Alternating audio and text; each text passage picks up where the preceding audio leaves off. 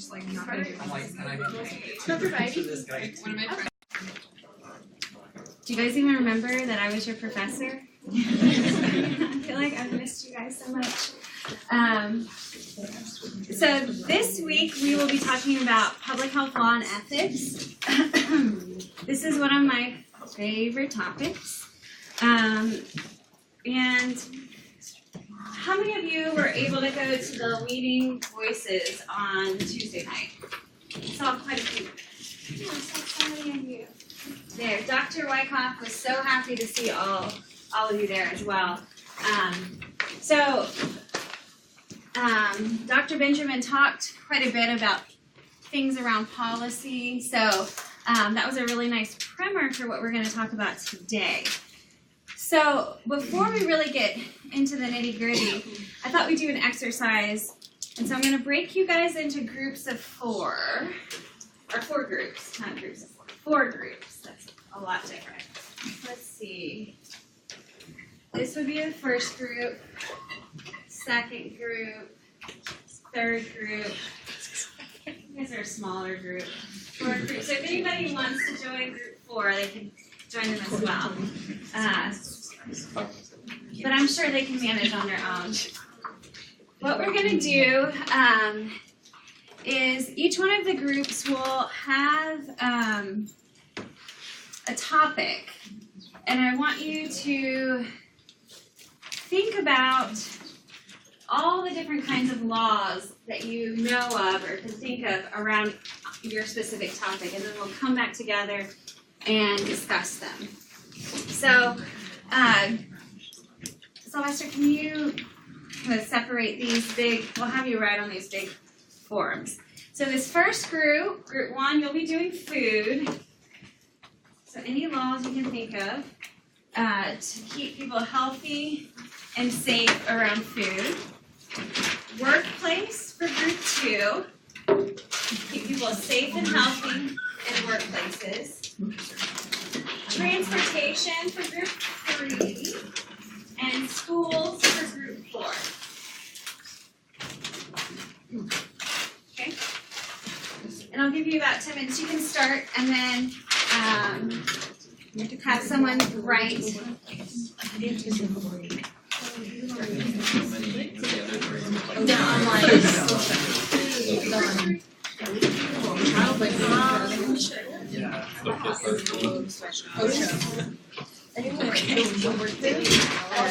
Hours. You have to have a break.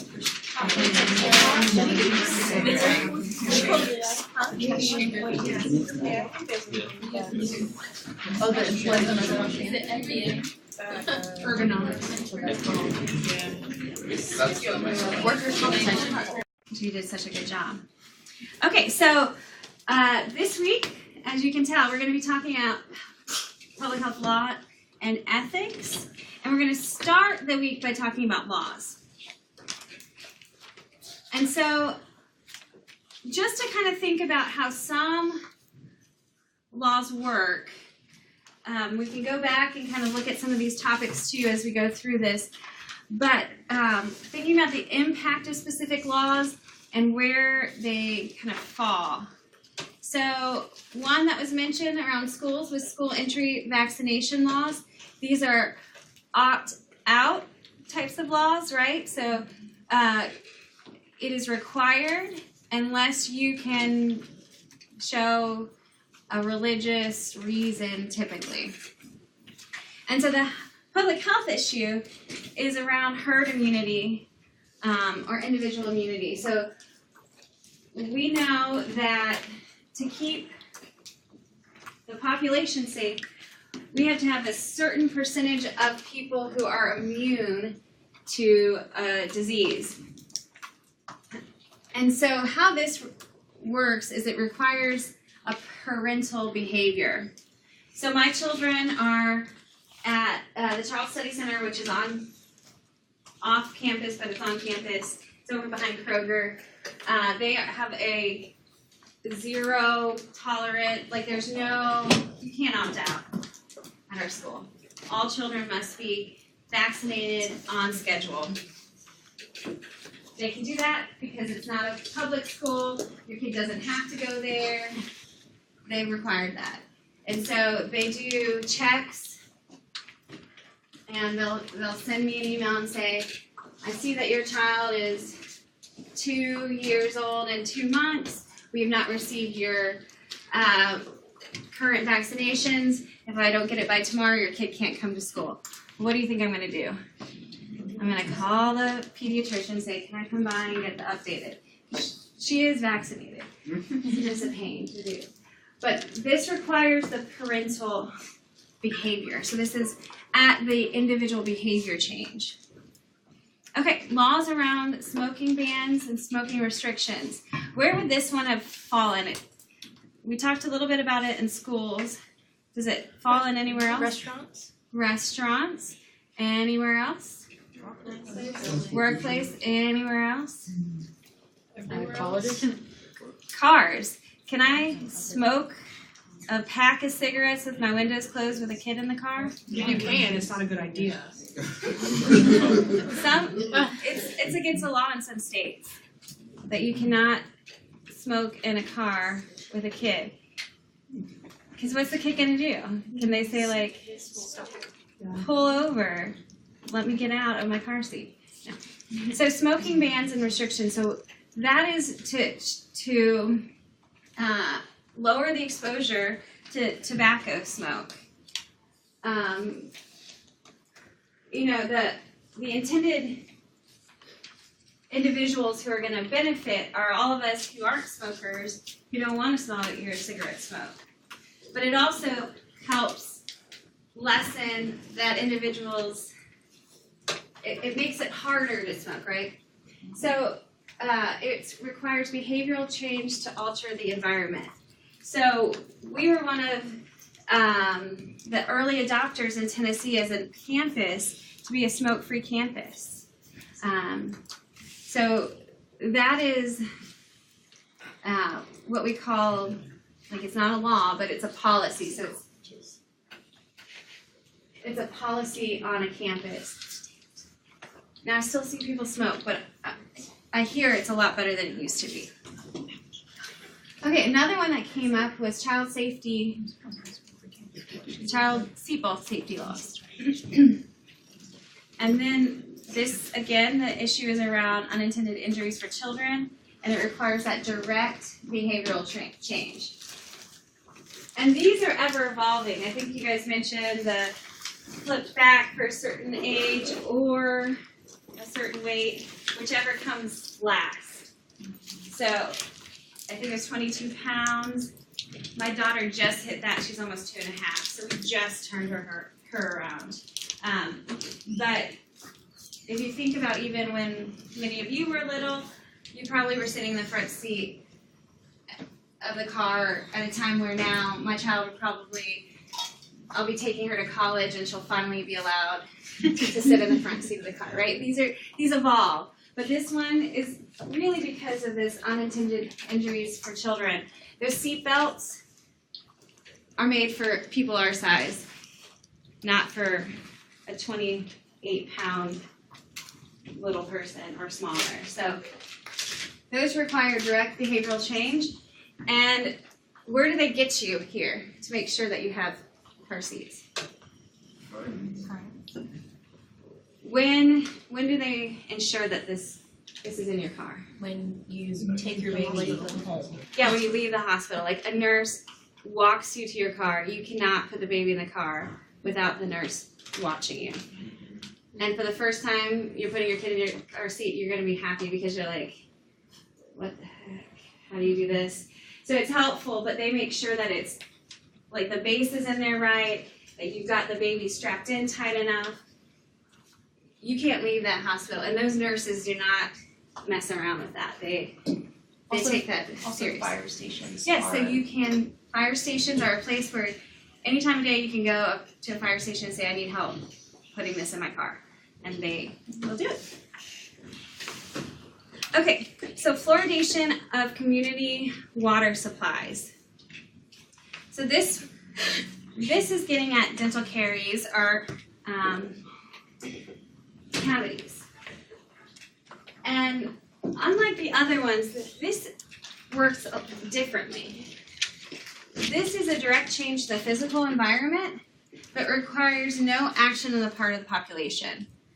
You get the benefit of fluoride in your water just by drinking water at your house, drinking water from the water fountain.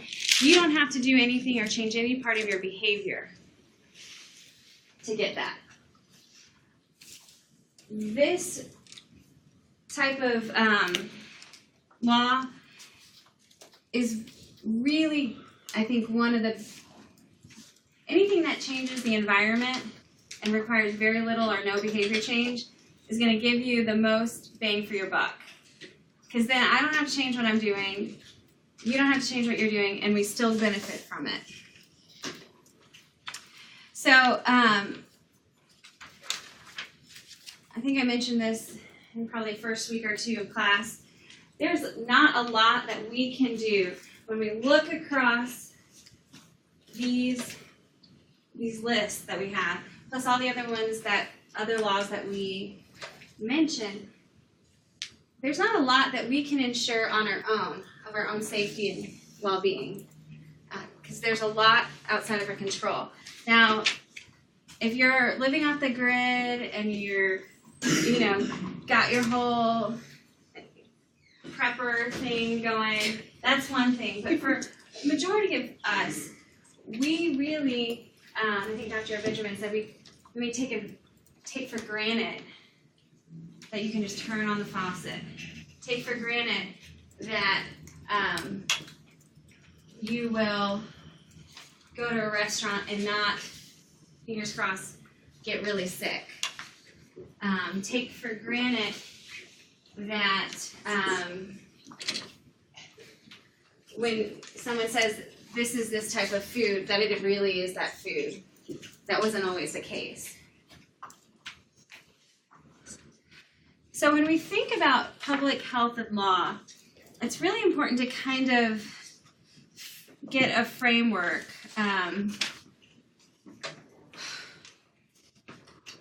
about the difference between science and law. Because we are all scientists. We come from this evidence-based background and framework, but they're not exactly the same. So when we think about science, it's a continuous inquiry. So science is often very slowly moving forward. You do an experiment, you find something, you realize that's opened more questions, and you move it slowly forward and forward and forward. But it's continuous, you're always moving. Laws, they seek finality and closure. The law puts parameters. It's supposed to be black and white. These are the things that fall within what you can do and can't do.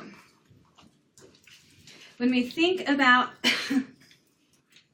the standard for science, we often talk about my biostats and epi majors, biostatisticians and epidemiologists, significance, statistical significance, typically at the 0.05 or less level.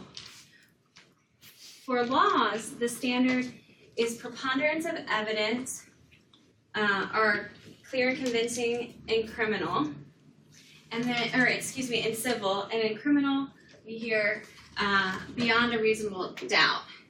So if you are a jury in a civil case, you're looking for preponderance of evidence. If you're a jury or a judge in a criminal case, you're looking for beyond a reasonable doubt. We have the scientific method versus an adversarial method. So what do you think that means? Not the scientific method, I think you all know the experimental side, but the adversarial method.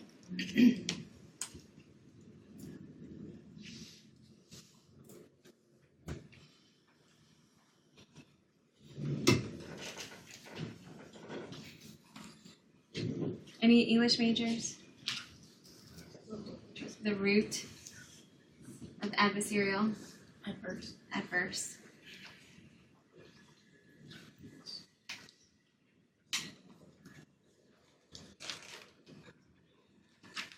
Does that mean like competing interests, like, or like two parties, so like defendant and prosecution? Yeah, so you're not, to reach this standard, you don't go through the scientific method. It's one side against the other. Who's making the better case, either based on, hopefully based on the evidence, that should be the thing, but they're adversaries or against each other. And so with science, we use empirical evidence. And for this adversarial method, we use that testimonial evidence. Okay? You see the difference? Because we have to live in public health in both of these and kind of understand both the science side and the law to be able to impact health. So we'll talk about this case definition, and then we'll take a short break, and then we'll come back. So when we think of key definitions, when we think about a case in public health case, that's an individual. Law enforcement, a case is that total investigation they're doing. This is our case on X. In law, it's the lawsuit or the facts and the evidence that are making up a suit. That's their evidence piece of the case. In public health, when we're talking about a suspect, that's the person who might have the disease. In law enforcement, that's your suspect. Think of all those crime shows. That's a person under suspicion of that crime. For surveillance, for public health, it's the tracking of the occurrence of disease of importance. So in public health, we have the CDC that has mandatory reporting on certain diseases, right? We have our surveillance happens, either it's mandatory or we're collecting this data. Either states require certain data, or hospitals or clinics are collecting data, and they have to report if they find something up to the federal government, which is the CDC. And law enforcement surveillance is those guys in the unmarked car. Not exactly. But watching person and locations, like thinking about surveillance from more of a traditional law enforcement cop show way. And then we already talked about the evidence for public health. It's that scientific data. For law enforcement, it's documents, items, witnesses, anything that they use to prove a case. And it's very similar for law, but from it to move from law enforcement into law, so it has to be tendered during the trial. So that means you have all this information that the law enforcement has collected. They share it with the attorneys.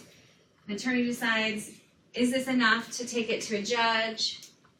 They bring forth it to a judge who will say yes or no, you can go forward, and then that information or any other discovery is used in a case. So again, this is just to allow us to kind of think through the key definitions between the two.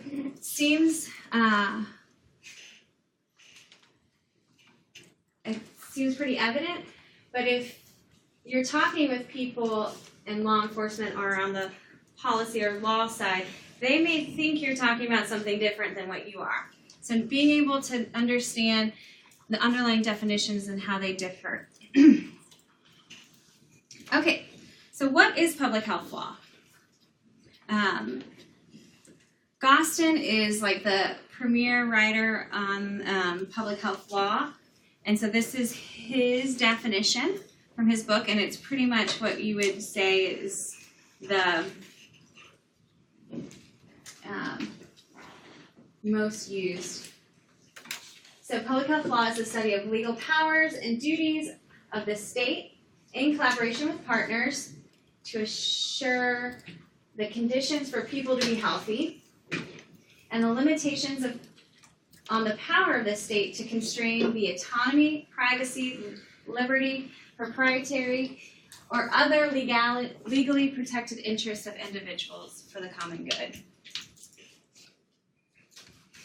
So, we're going to talk more about that tension, because there's this inherent tension between the balance of the government's power and what? Freedom, us, our own individual liberty, right? So, understanding when and where it's appropriate for the government to trump our own personal liberties, and where that balance lies is that tension that happens in public health law. Okay, so let's take a 5-minute break. I'll put the candy over there. I'll take it away if you don't come back in 5 minutes though.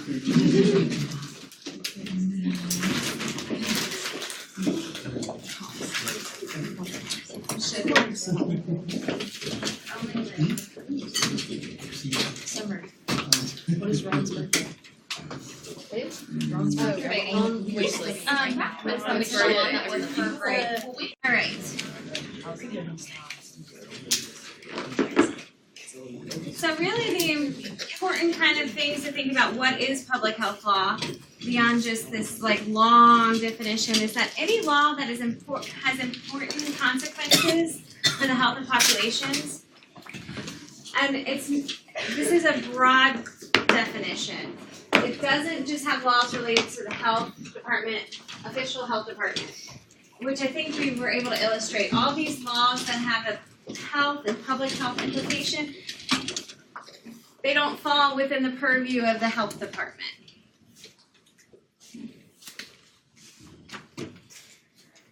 So why do we use law? And this gets at, again, what I mentioned about our own locus of control. That in the realm of public health, it is the law that really does the work. From mandating vaccinations, requiring seatbelts, improving workforce safety, inspection of meat products, public health succeeds by making the healthy choice the norm. And this is from Michael Bloomberg. So who is he? Governor of New York. He's a billionaire. He used to be the governor of New York. And he was a major supporter of public health law. What were some things he tried to get passed? You want like a soda tax? Yeah, the big gulp tax. It did not pass. Interestingly, after his ban on soda did not pass, states and local municipalities put bans on bans. If that makes sense. Like they banding soda. So, but he did get a lot of important things passed. That conversation about those fruit and vegetable stands, that was part of his tenure. They got one of the first places where they required calorie counts on restaurant menu items. I don't know about you, but that is a really good way for me not to get a really yummy Starbucks drink. Because I see the calorie counts and I think it affects Zaxby's the most. it affects Zaxby's the most. I'll have to go online and see how They're terrible. terrible. Even the salads are like 1,000+ calories. Now that makes me rethink all the salads I've had. Oh, I know. Yeah, so I mean, those are things that really, they were the first to do that in New York City, in New York, and that really does have a lot of impact on those of us who know the dietary guidelines of how many calories, and you're thinking this drink is probably a third to half of my calories. I probably want to use them in a different way, right? So the reason we do it is because they work. So this is a really bad graphic, but we looked at the health impact pyramid previously, and you were tested on it on the midterm, and I bet you'll get tested on the final. I have a little insider information. You'll probably want to remember the health impact pyramid. But if you recall, the things that have the largest impact are at the bottom of the pyramid, and that is where we see public health law coming in. So you can see, and it looks way better on your slides, but at these long-lasting protective interventions, immunizations, cessation treatment, colonoscopy, I don't know why that's on there. When you get at changing the context, fluoridation, rules around trans fat, that was another thing that happened in New York, was trans fat ban. Iodization, smoke-free laws, tobacco taxes, and then of course, when we think of the bottom part, that gets beyond even what we think of in traditional public health, but at the social determinants, so things around poverty, education, housing, inequality.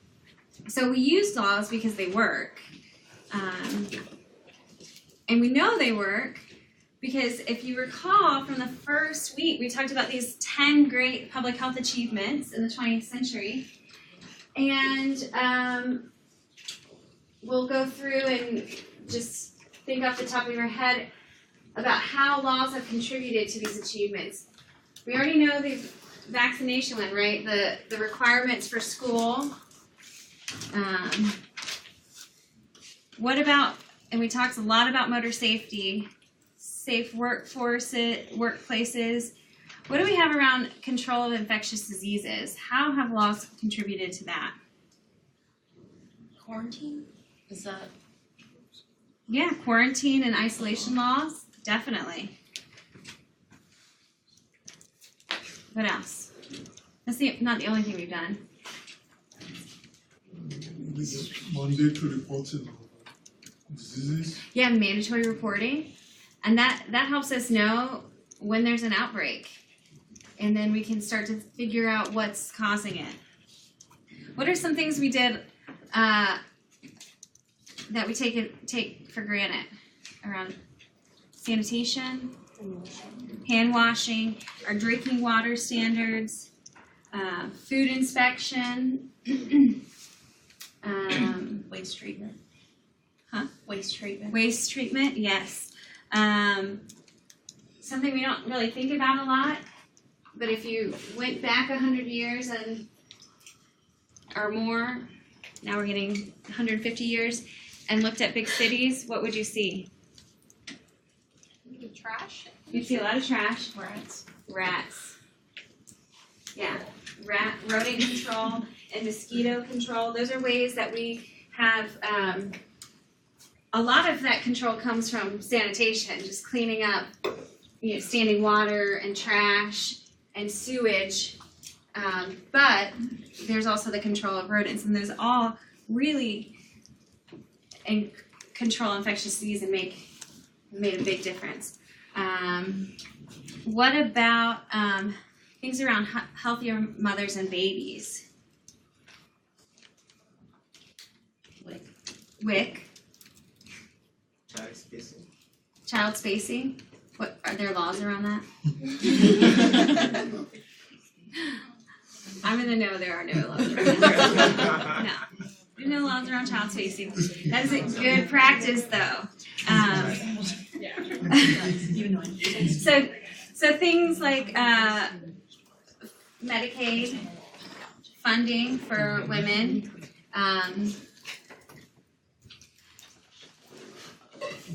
Women of a certain poverty level, as soon as they're pregnant, they automatically have access to Medicaid. There's no wait period. And their babies have access as well. What about around family planning, other than spacing out pregnancy? Contraceptive. Contraceptives, yeah. That's a big one, right? And really, both of these, anything around education, help have healthier moms and family planning. And what have we done around tobacco? Smoking bans. Smoking bans, what else? Taxes. Taxes on tobacco products. Tobacco companies have to admit that they can cause cancer on their products. Yeah, so they're warning labels. And on different countries they have some really awesome warning labels. Have you seen some of those? Oh, yeah. They're pretty gruesome. Then some cities will have tobacco 21. Yeah, tobacco, we already have what's the national minimum age? 18. And some states have upped it to 21. And there's a push to up it to 21 nationwide. Yeah, and we have tobacco settlement funds, which came from lawsuits. And each state got money because we found out that tobacco industries are not the best industries for health. And they were sued, and that money has gone to states to put back into the public health system to fund work around tobacco control. And so, speaking of tobacco, I really wish there was a better slide for this, but there's only this CDC slide, and I love these blue backgrounds and yellow writing. But we can see this is the year from 1900 all the way to 2010, and this is our number of cigarettes. So we saw a really low, I'm guessing cigarettes were just not as popular or produced on large scale. But with U.S.'s entry into World War II, that's where we started seeing a increase in tobacco use. What happened after the Great Depression? A little dip. Why, do you think? Nobody could afford it. Right. So that's our first kind of hint at, if you change the price, this might make a difference. We steadily continue to smoke at higher rates. Most of this is cigarette consumption. Most of tobacco use is based on cigarettes. Then in the 1950s, we see that is when the evidence linking smoking to cancer happened. And then it wasn't until when, 1965. That we had the first Surgeon General's report on the effects of smoking on health. Now, I have a really good friend. If you look on this, you see, I think it's on this wall, the professors emeritus and all of these individuals. The last one is Mike Gallagher. He was the chair of health sciences before Dr. Chakraborty. And he remembers being at a meeting, at a conference, talking about the effects of smoking on health, and all you could see was a cloud of smoke. So all these doctors and scientists, that was the norm, smoking everywhere indoors at the time.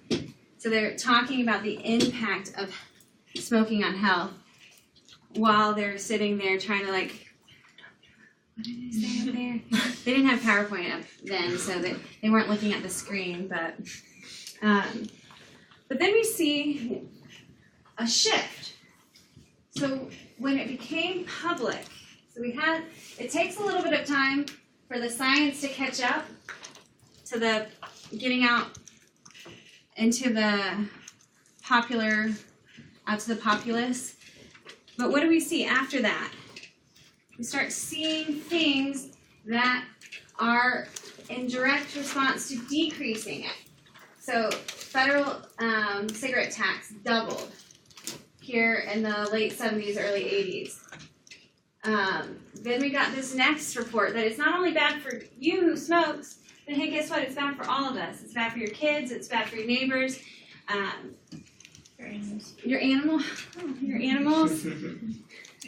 I would probably, some people, if you put a little cute dog on there, that might have changed their behavior faster. But then we have the development and the availability of nicotine medications. And then we have the master settlement agreement. So that's where those monies were coming out. This is also when we started hearing about the tobacco industry papers. You guys know what I'm talking about? About the papers, the tobacco papers? Not the rolling papers. Huh? The tobacco industry had some very specific opinions about Americans, and I guess all people. Certain groups that they targeted, they said very nasty, very racist, very sexist, elitist things about people. They talked about how they knew how addictive cigarettes were and how to make them even more addictive. So we started to learn that this industry, which in this part of the country helped put food on the table, right? Tobacco farmers, that the people they were selling to, one, stopped buying it from them. They started buying it internationally. They weren't utilizing the small farmers. But they also were really nasty. Not only the cigarettes, but the people there. And that changed, again, the perception. That's where we got the Truth Campaign information that most of you are too young to remember. But this was a campaign that used the money from the tobacco industry to blast. They still do the truth Do campaign. you? It's not. As like groundbreaking anymore. Yeah, I know for a while there they were talking about how it had decreased a lot and that they were really trying to push for this generation to like end like youth smoking, but then the e-cig became a thing again. So. Yeah, e-cigs are a whole new can of worms for us. But Truth Campaign was also the ones who started talking about the animals and how they were affected by secondhand smoke. And so then we can see, and we've seen this decline over time because this works. These laws work. Things around advertising for cigarettes. You can't advertise in certain ways. No more aggressive media campaigns. You don't see as much, even in movies, as you used to, of cigarette smoking. So there's a concerted effort, even on the out of Hollywood or wherever movies are made now.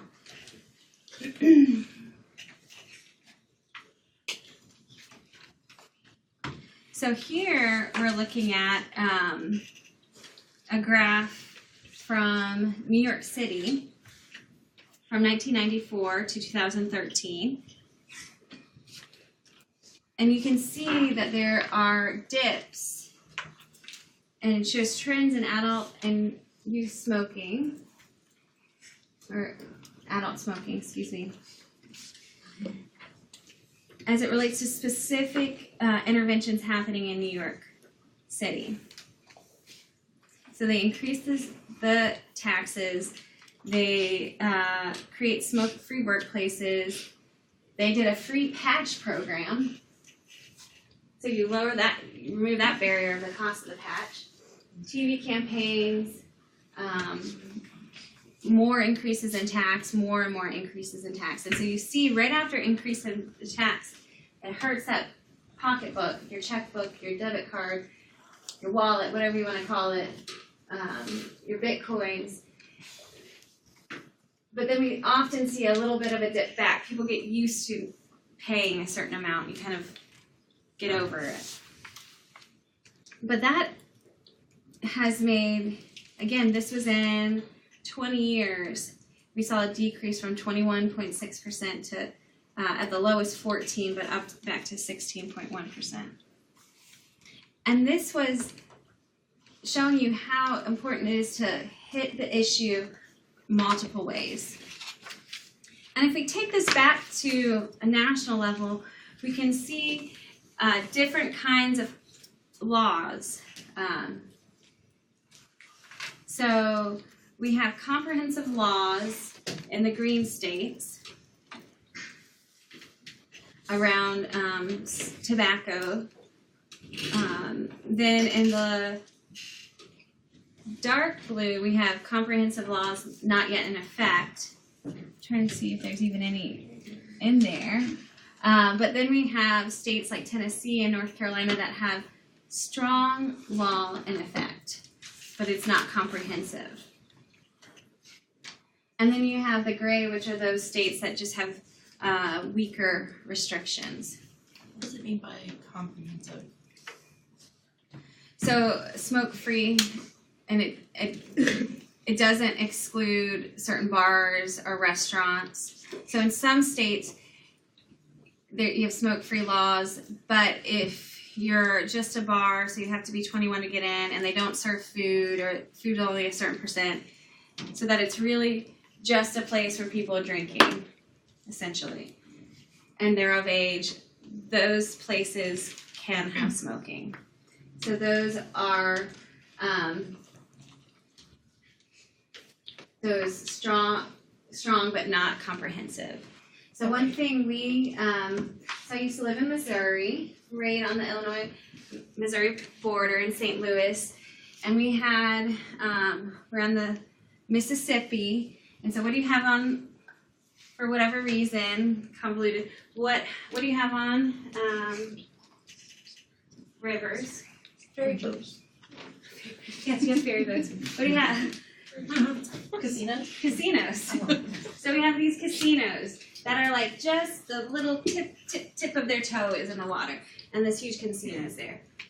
We have them on both sides of the state borders, and Missouri doesn't have very strong tobacco laws, and when they talk about having them, St. Louis went smoke-free, except for these teeny tiny bars and casinos, because they were afraid that by banning smoking, it would impact the casino's bottom line. And so, what as scientists could you do? You've got a natural experiment right here, because Illinois had just recently gone completely smoke-free, no exceptions, including those casinos. And so they were able to show faculty who were at St. Louis University and Washington University, they looked at the economic impact of smoking bans in casinos, and what do you think they found? No major difference, right?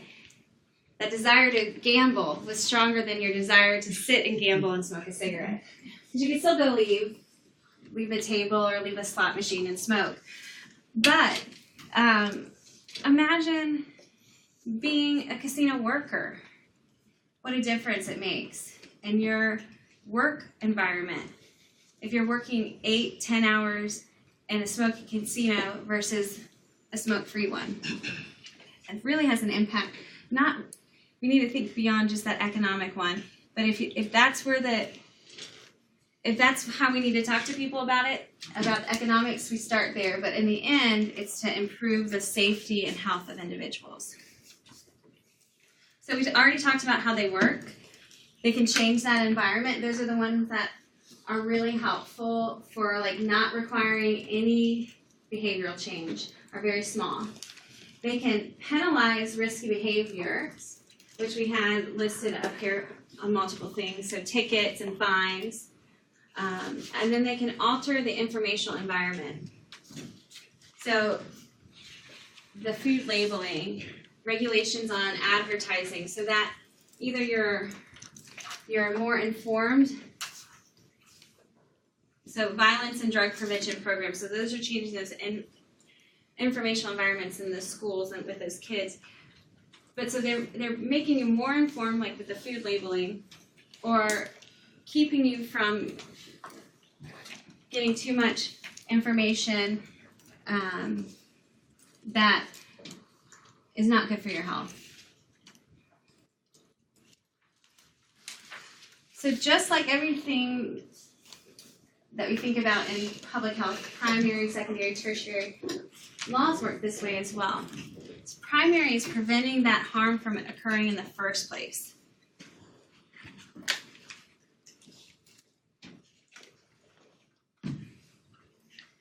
Secondary, just like we talk about with secondary prevention, is screening or identifying the problems to minimize negative effects. And tertiary is reducing that harm. So when we think of secondary interventions, what are some examples of secondary interventions that you're screening to identify problems?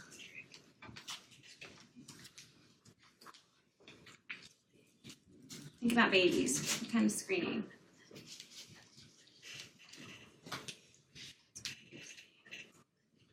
Not many of you guys have children. Like ultrasound or Not ultrasound. Well, those aren't required by law.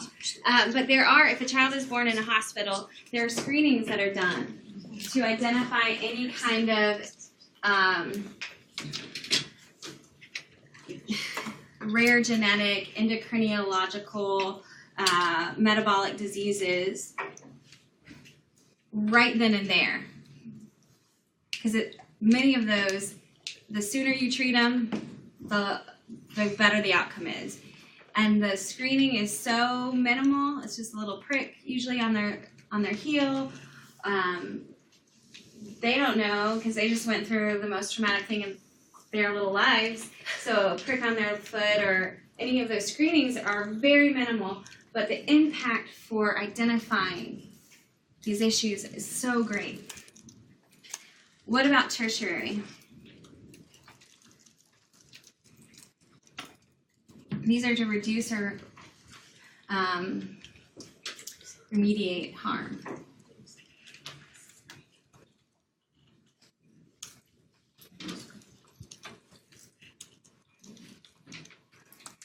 So one that comes to mind for me is around, because it's of such kind of prominence right now, is around state laws that grant immunity from drug charges for opioid users who go and seek treatment for themselves or others. Why would you want to do that as a state? to encourage them to seek help. Yeah, so if someone is overdosing, do you want their friends to worry about if they're going to go to jail? No. Or do you want them to just take them or call 911 or do what they need, right? So you're putting the immediate health concern over our desire to penalize people with addiction. Not personally, but the desire to understand that addiction is leading to this criminal behavior.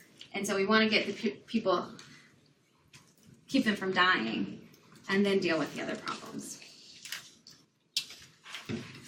Now, what are some of those, just thinking from, can you think of anything tertiary that you guys listed up here anywhere? Does workers' comp kind of come into that, where it's like making sure people, once they're like injured, can really get back from that, recover from it, so it doesn't ruin like more of their life? So workers' comp is a really interesting thing, and it's like a whole aside, so I won't go into it. But workers' comp was really our first entree into health insurance for employees. Like it was the beginning of health insurance, is providing workers' comp. So if you're in an industry that is hazardous or dangerous, and you don't have this option, which we didn't previously, you can't get people to do the job. Because if they get hurt on the job and they can no longer work, well, that risk outweighs the benefit. So I'm not sure that could fall into it.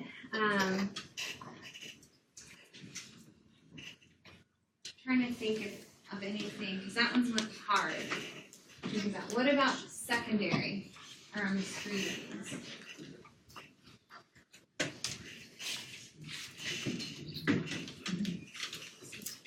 Did you guys have mandatory reporting over here? No, but that's one that we probably fit into that. So teachers, faculty, if someone tells me that they've been assaulted, or if a child tells a teacher something, or a teacher suspects something, they're considered mandatory reporters, so you have to report it. So that would fall under secondary. Okay, so let's take it back to old school, back to your civics classes or your government classes and early education. We have these 3 branches of government, and I think when I tested you guys at the beginning of the semester, there was a little bit of confusion about, I think mostly the legislative and executive. I think we all understand what the judicial does, right? It's interprets laws when resolving disputes. So they don't interpret every law. But if there's a dispute about a law, that is when the judicial branch comes into place. The legislative branch is the one that enacts laws. The executive branch enforces the laws.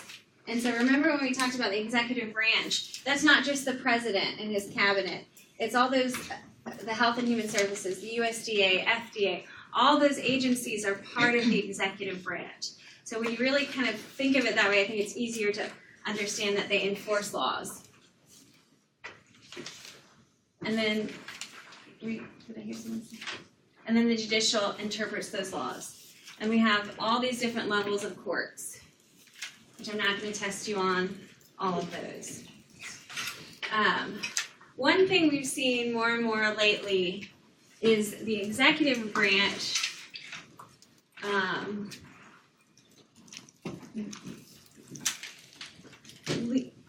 tiptoeing into enacting laws. They don't have the same weight through executive orders, but we've seen, and this is not a partisan thing, because President Obama had many, many more executive orders than his predecessor. So this is just something that we're seeing more executive orders by presidents. Why do you think? Hypothesize or think about it. Why do you think their presidents are utilizing executive orders to get things enacted, or laws enacted?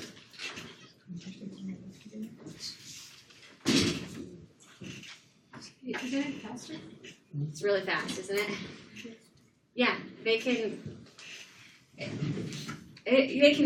enact an executive order depending on how egregious it may seem to individuals. It might be shut down by the courts pretty quickly. And then that takes it a while to go through the courts to ensure that it is constitutional, is typically what they're looking at. But yeah, it's faster.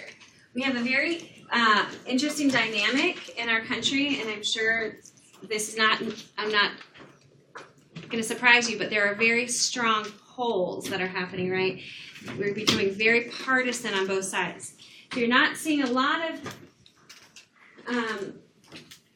laws being passed that have bipartisan commitment.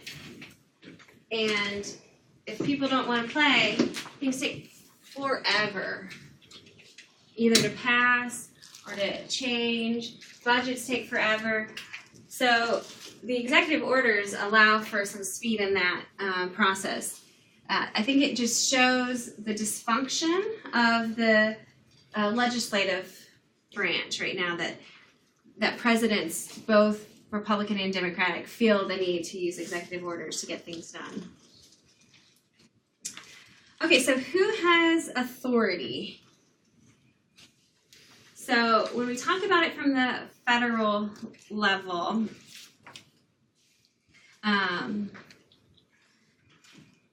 most of the public health federal authority is through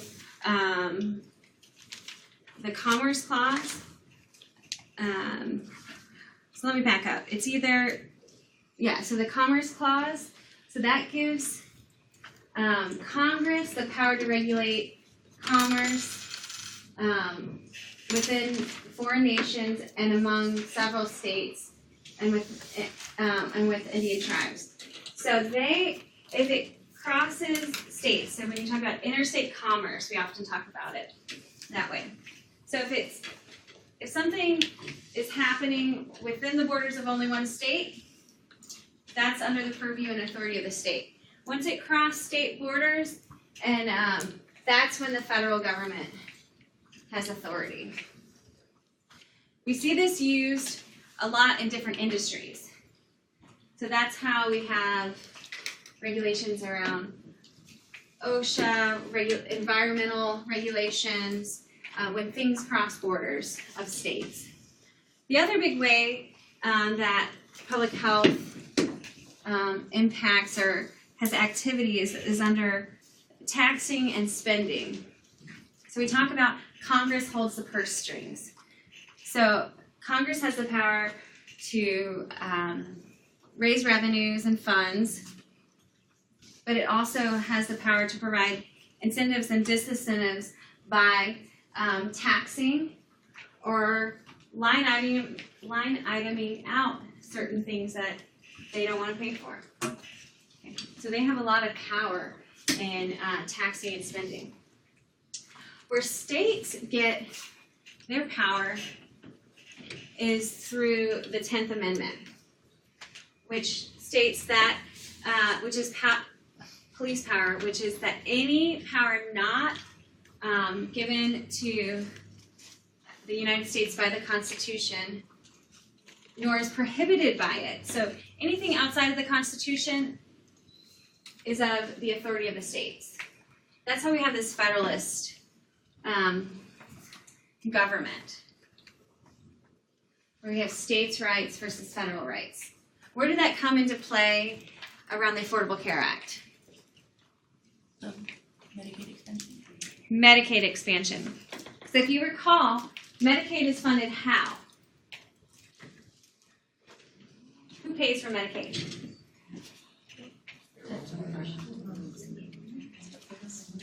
I hear the federal government, but who else?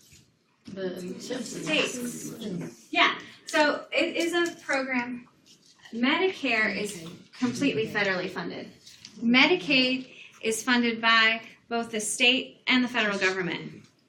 So when the Affordable Care Act, and all of its greatness, and I mean greatness by size, not making a personal, like it's the great bill, but it was huge.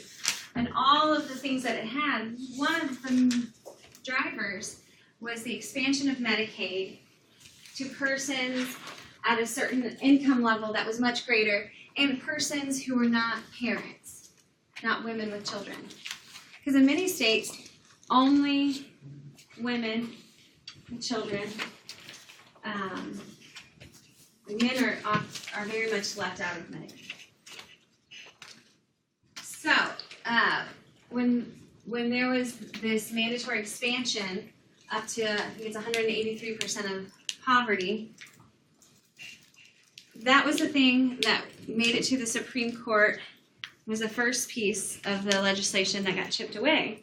It was considered unconstitutional because of the fact that the federal government is telling the states what to do with its money. And they can't do that, according to the Supreme Court. So that is how that got struck out, because of this police power and that dynamic of the federalism that gives certain powers to states. So how that really looks from a public health perspective is that these powers by the states to enact legislation and regulations to protect public health, welfare, morals, and to promote community good. So we see this in many different ways. So infectious disease outbreaks, detention of people with communicable diseases. This was a big thing a couple years ago with what? What around detention of people who were exposed to things? The Ebola outbreak. There was like The Ebola outbreak, yeah. There was this nurse who came back after doing good work, and they said, you had this fever, so now we're gonna quarantine you. And she did not want to be quarantined. She was riding her bike, she was doing all kinds of stuff. But we'll talk about a little bit about case law around this. But there are lots of ways that states utilize this police power that they have for public health. The seminal case that we talk about is Jacobson versus Massachusetts. And so the setting, here we are in Massachusetts in 1902. They had a smallpox outbreak. There was law that a statute compelling vaccination. And so if you did not get your vaccination, you would be fined. And so this gentleman, Jacobson, he did not want to get his vaccination. And so he was fined $5. $5 was a lot more then. And he sued, challenged the constitutionality of the law. And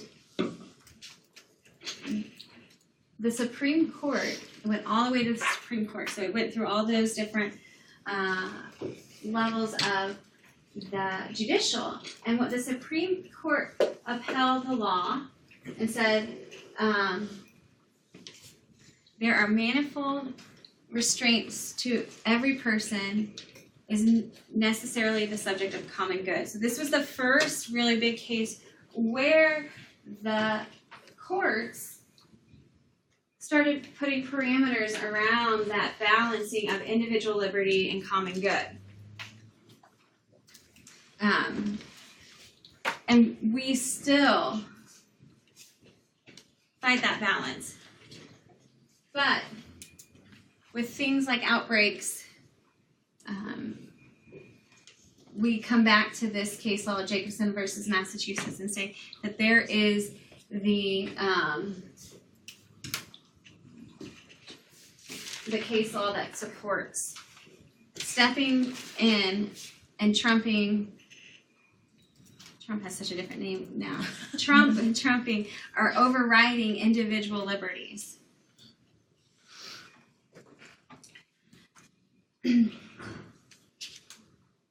So, I'm not going to talk too much about the different amendments, but there are lots of constitutional safeguards that don't allow the government to go too far, right? Because Jacobson versus Massachusetts and other laws since are within an understanding of constitutional safeguard. That, again, that tension happens, but these are the rights we have. We have the freedom of speech, we have the freedom of assembly and religion. So those are safeguards. The Fourth Amendment, unreasonable search and seizure. The government cannot just come to my home or get in my car just for the hell of it. They have to have reason, and that is defined for search and seizure. Due process, and then criminal procedure, property rights, and taking. This all is around, you have a right, if you were charged with something, you have a right to go through the process of fighting it. And then the 14th Amendment, when we talk about equal protection, is a big piece from the 14th Amendment. And due process as well. And so the courts do favor individuals quite a lot. And I think we're in a time period where we're going to see more. The court's makeup right now is in favor of individuals versus government right now. But here's an example of the court ruled against enforcement of a quarantine against the Chinese as it was applied with an evil eye and an unequal hand. So in 1900 in California, they found that this quarantine had nothing to do with science, but had everything to do with racism. It said, nope.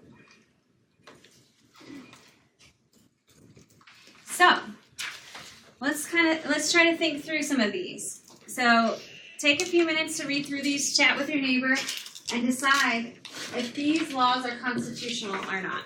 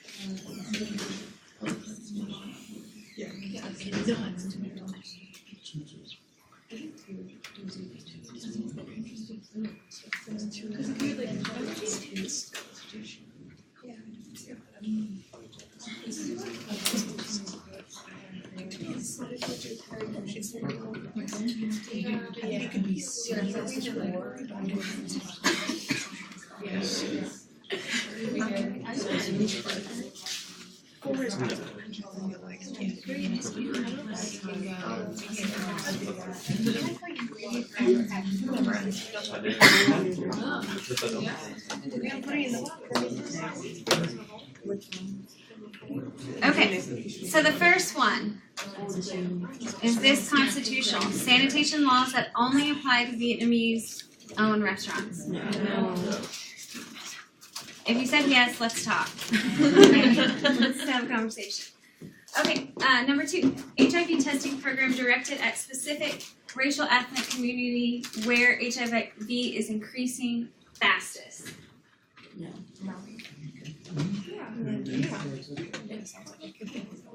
I heard emphatic no's, and then yes, not here. So, who wants to defend their stance?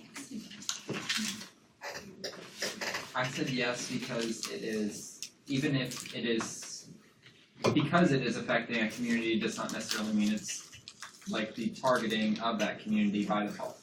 You're trying to cure the aims, or like cure the harms of the disease, and if it just so happens to be impacting a racial ethnic community, then that does not necessarily mean you are going after that racial ethnic community in particular. It's not cured, it's just a testing program though. But if it's, true. Well, no, it says increasing fastest. So because it's increasing fastest in that community, then therefore it's okay to target that community. Yeah, so there's nothing in here that says those individuals have to get tested, right? We're not saying if you are,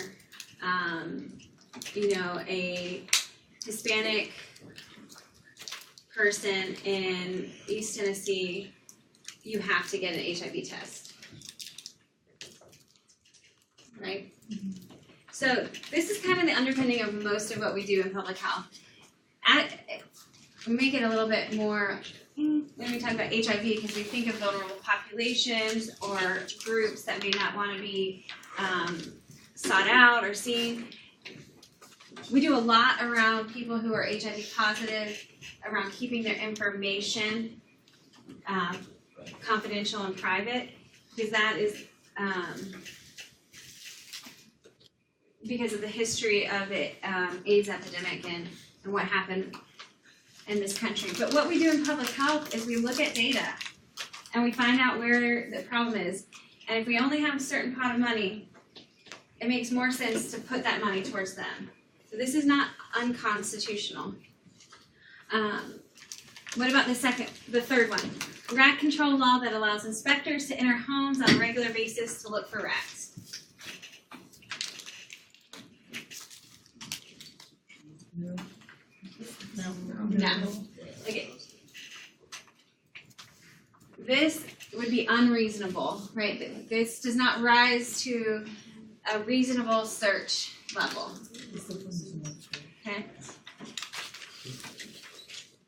What about number 4, a law that requires rat inspectors to call the police if they find methamphetamine making supplies in a home? Does it mean like this is like already actively Like a meth lab, like meth okay. lab, or they have like a bunch of boxes of student bed? Because there is. I mean, I've taken a class on what methamphetamine labs look like, and it's very obvious. So let's think about these two different things juxtaposition. Rats. Methamphetamine making supplies. So let's hypothesize. Let's just say a meth lab. What do you think? I would say yes. That can explode. You can have dangerous chemicals and fumes if there's children in the house. Yeah. So that takes it to that ups the ante, right? There's immediate danger to those around. Not just the people in that home, right? The surrounding individuals. Those fumes are very toxic. So that's where we see the common good possibly outweighing individual liberties. So there's a lot of common legal issues that we think about and we need to be cognizant of in public health, individual versus state interests, jurisdiction, authority to act, liability, property, privacy, preemption. These are things that I'm not going to test you on because this is not a law class, but just understanding that it's complex. Okay. Any questions on law before we move to ethics?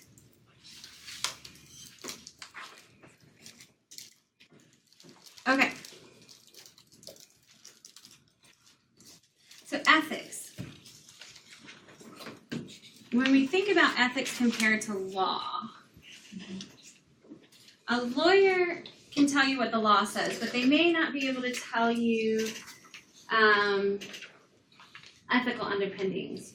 That's something that we and pretty much every I'm not gonna say every industry or has, but we have an ethical underpinning in public health. So ethics help you identify the ethical principles to guide action. It helps us to identify the right and wrongness of a particular action. And ethics asks us the question, what choices should we make and why? And what moral norms should guide our actions? So there is a difference between morals and ethics. So what is the difference between ethics and morality? What is morality?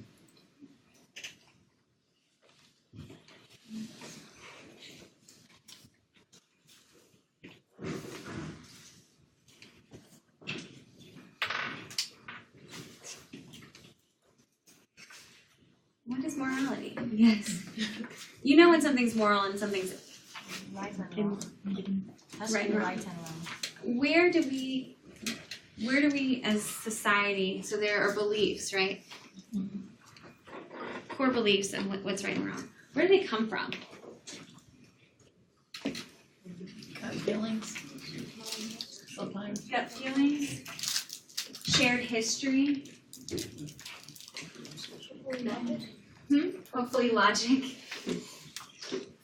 Maybe, yeah, logic. So these are widely held things, shared beliefs about what's good and bad, right and wrong. It's our social institution, really. Comes from our history.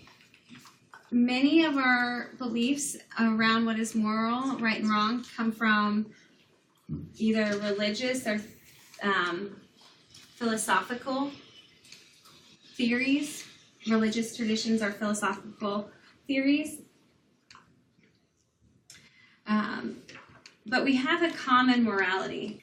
We as society know what is right and wrong, like these big things. What is something that is wrong? Murder. Murder. That's something that as a society we say is wrong, right? What are other things that are wrong?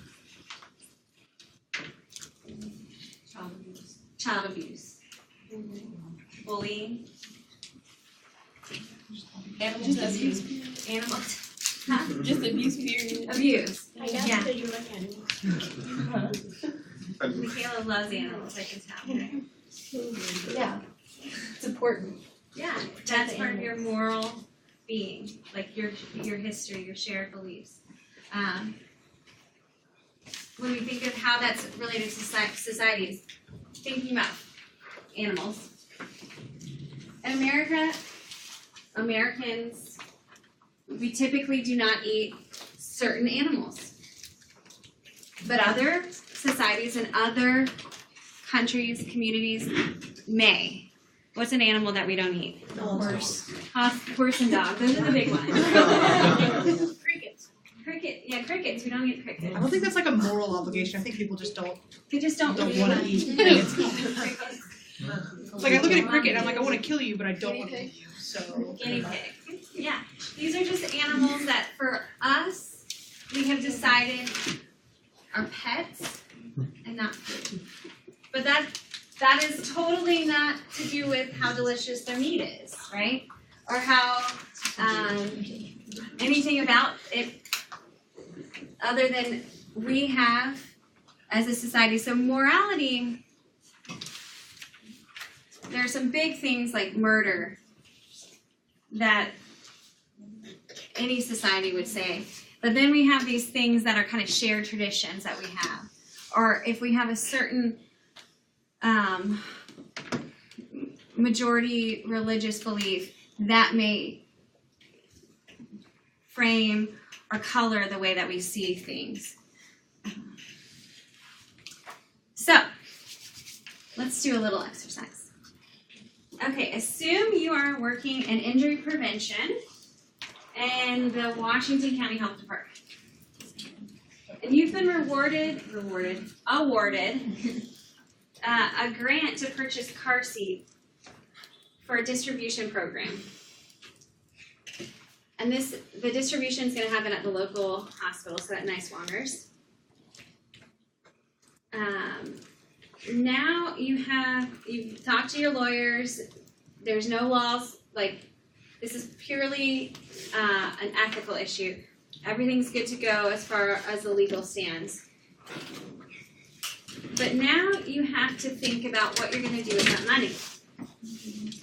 So, car seat A is the most economical one. And with the money you have, you can buy 500 car seats.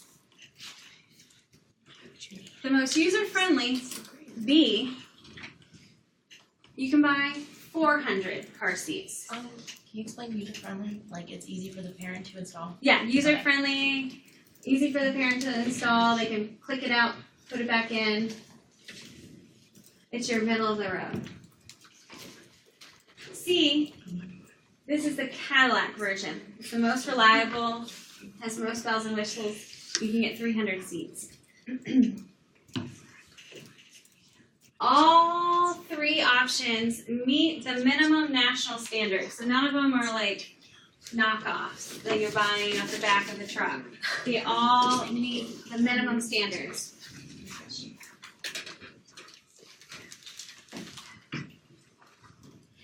The most reliable has a 5-star rating, so the best rating.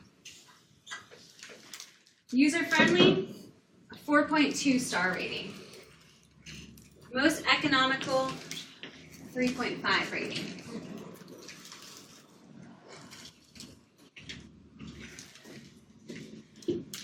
All right, so which one are you gonna use? 5-star. Why?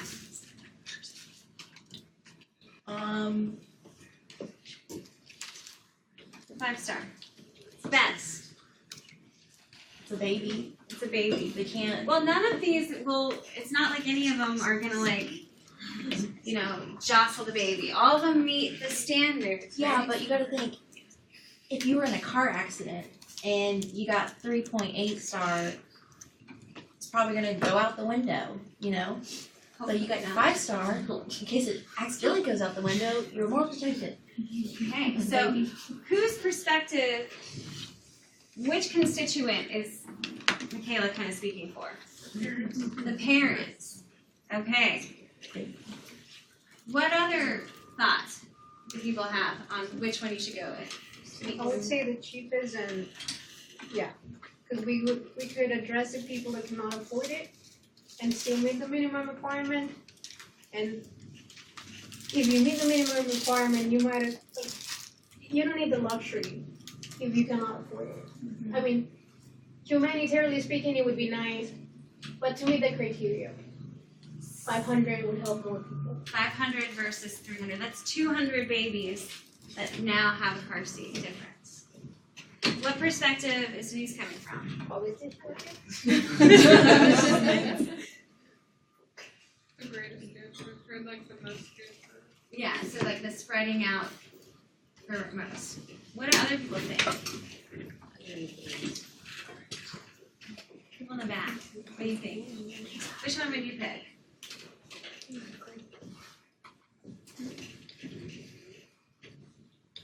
Take the middle of it. Take the middle one? Because at least the parents aren't gonna get mad at it for not working out. For being ease of access, like easy to use. So, none of these are unlawful, right? But this is where, these are the decisions that are made every day by hospitals and healthcare and by public health. You weigh these decisions of what would be the best, and you weigh them against the different constituents, the parents, the hospital, the community. So often what we find in ethics, unlike law, is there is no, I mean, there are wrong answers, but within the things that are legal, there's no one answer. So whichever decision you make, A, B, C, or D, what's going to be important for you to be able to do? Justify it? Justify it, right? You have to have a good justification. Because people, the community is going to want to know, and when they come after you, which they will at some point in your career, you're going to have some sort of justification that is guiding your decisions. Okay. Which one would you pick? Which one would I pick? I'd write a bigger grant and get it. No.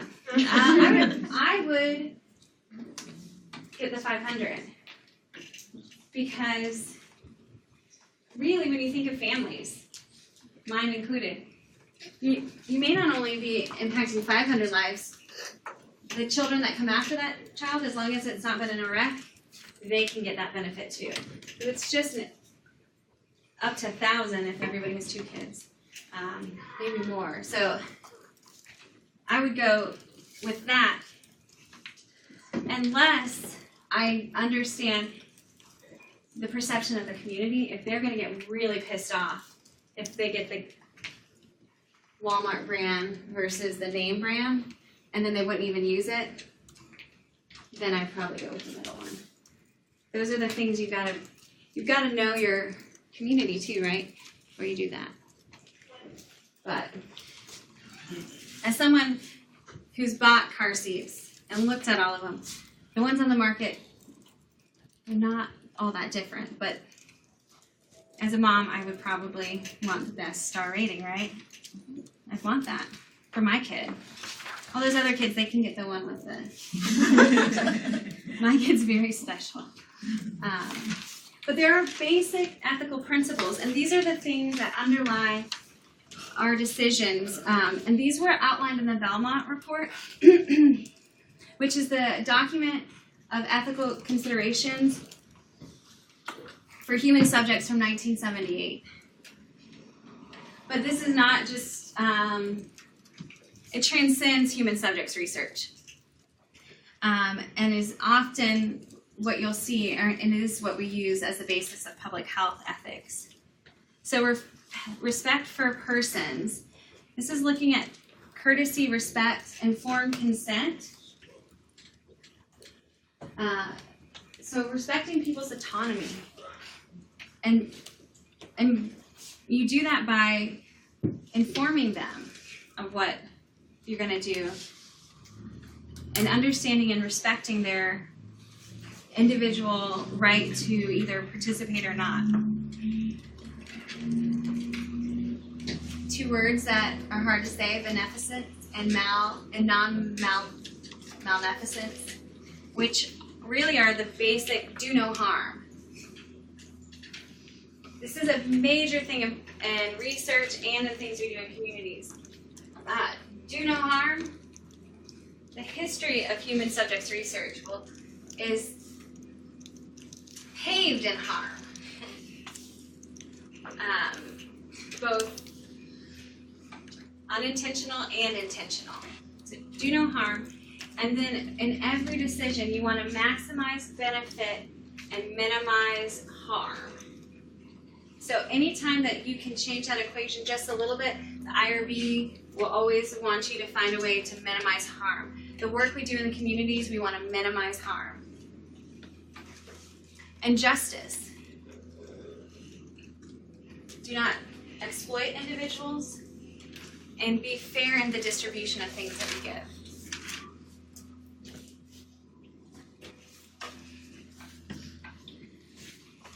So we're not going to talk too much about this, but we always kind of frame things in the clinical and public health perspective.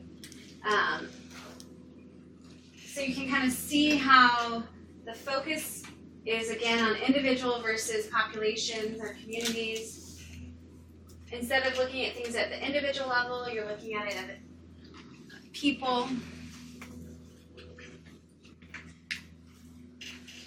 An interesting thing is the difference between consent. So patient consent, and then what we do in public health is societal consent through public engagement. There are a lot of really good things we can do in public health, but if we don't have societal consent, like the people in that community don't buy it, it won't pass their sniff test, it won't go with their morals, you can't do it. In justice, though, we see public health as that justice, as that social or societal justice.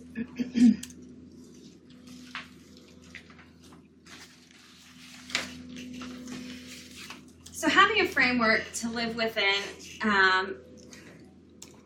is really important because it helps us be ethical by clarifying and prioritizing, creating a process of justifying different actions.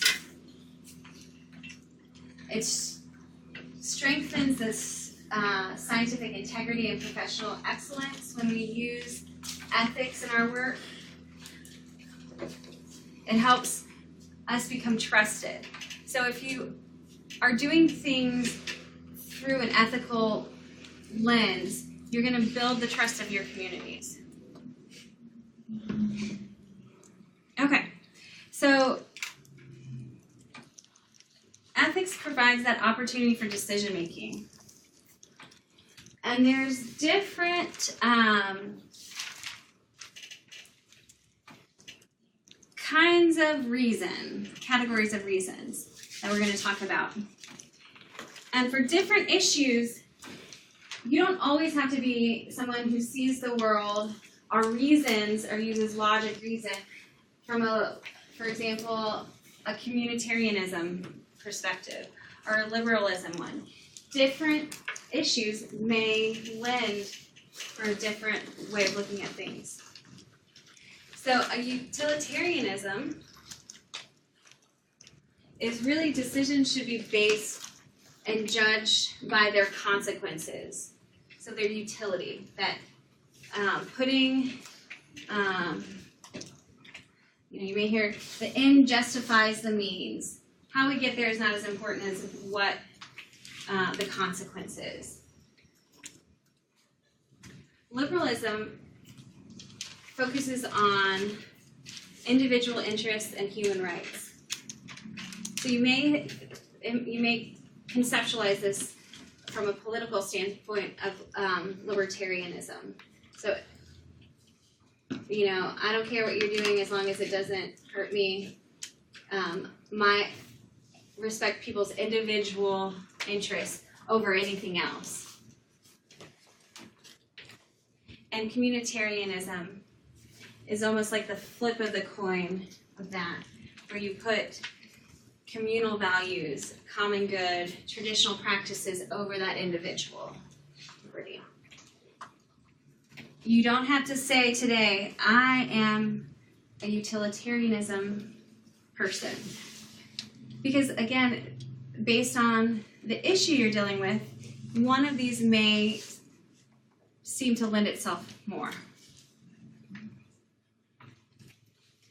Okay, here are the, and I think this is in our book as well, the principles for ethical practice in public health. I'm not going to read them to you, you're an adult, but we have 12 guiding principles.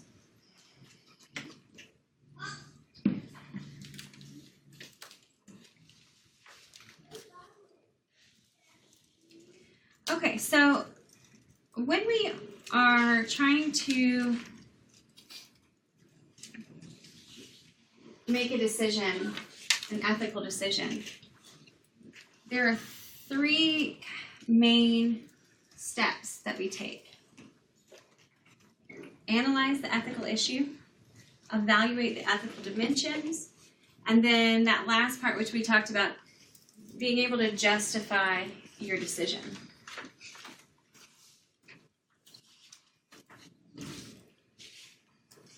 And so, I think in the next 15 minutes, what we'll do is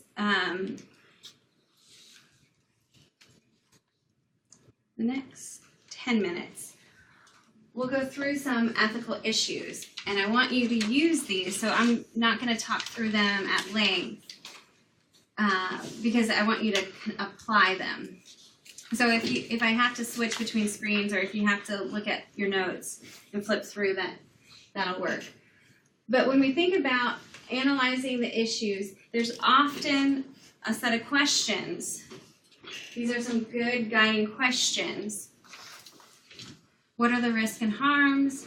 What are the goals? What are the moral claims of the stakeholders? What are the feelings of the moms and dads? What are the feelings of the hospital or the public health entity? Are there precedents? You always have to think about your legal authority. And what does our ethics say? So you first kind of analyze the ethical underpinning of an issue. Then you evaluate the ethical dimensions. And so this is really starts with brainstorming about what are the different options possible. And one option always on the table is to not do anything different. Okay, that's always an option. Might not be the best option, but that's what that evaluation comes to. So once you've brainstormed and figured out, okay, here's our issue, here are all the different ways we can address it. That's when you start to explore the ethical dimensions. And you look at the utility. Okay, does the particular health action produce a balance between benefits and harm? Is it imbalanced somehow? Are the benefits and burdens distributed fairly? Not only is it important the benefits, but the burdens. Are you overburdening a certain part of your population that is not getting as many of the benefits as others? And then the respect for the individual or community interests. Does the action respect individual and civic roles and values? So this is transparency, honesty, truthfulness, promise keeping, protecting confidentiality, protecting vulnerable populations. All of that stuff comes into it. Is this action going to do that? And then from that evaluation, you select the one that, based on all those different dimensions, that you feel is the best action. And then you provide justification. And so these are different ways of justifying. Least infringement, necessity, all these things. So we're gonna go to slide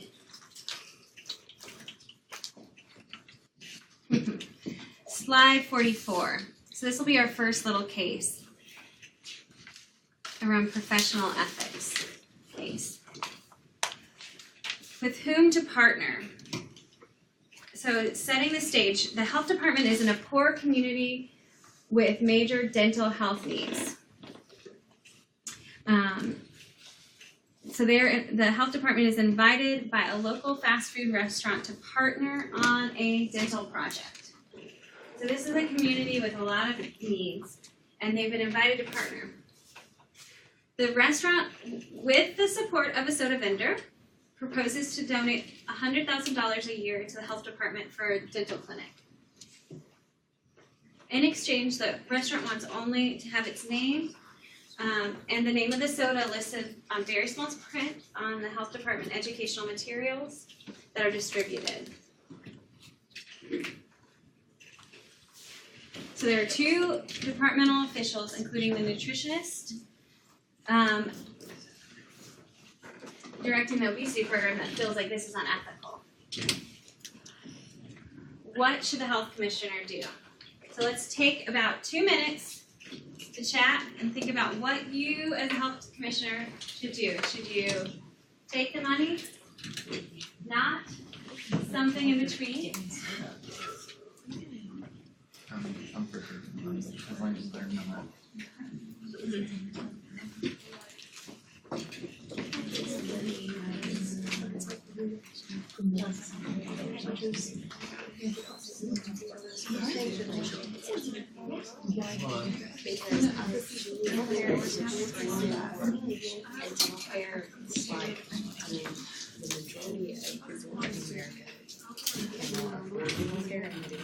Still have candy.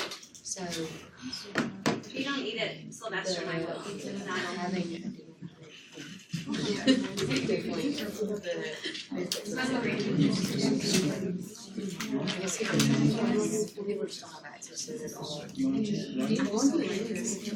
Especially if this is I mean, that's probably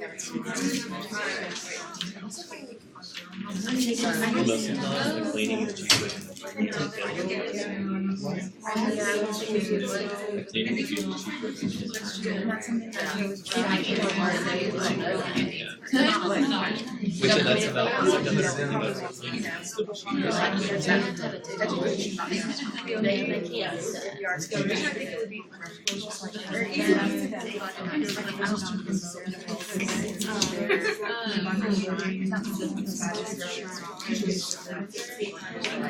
You're promoting. I mean, my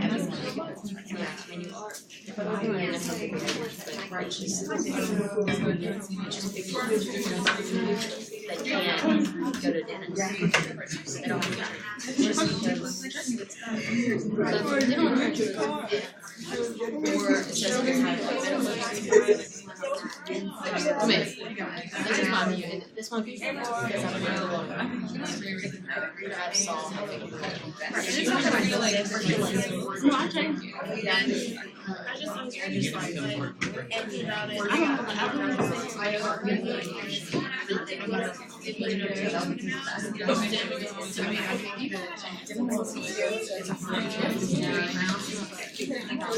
But we're not actually in the situation.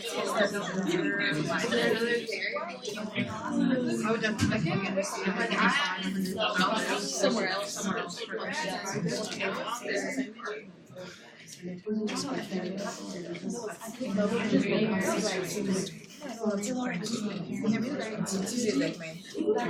Give it the bag? I just took one, but I don't know what's in there. It's like a little machine. I don't know what's called. You got crackle, you got dark chocolate,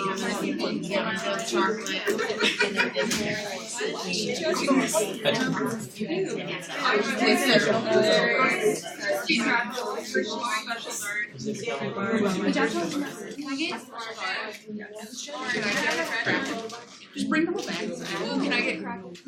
Don't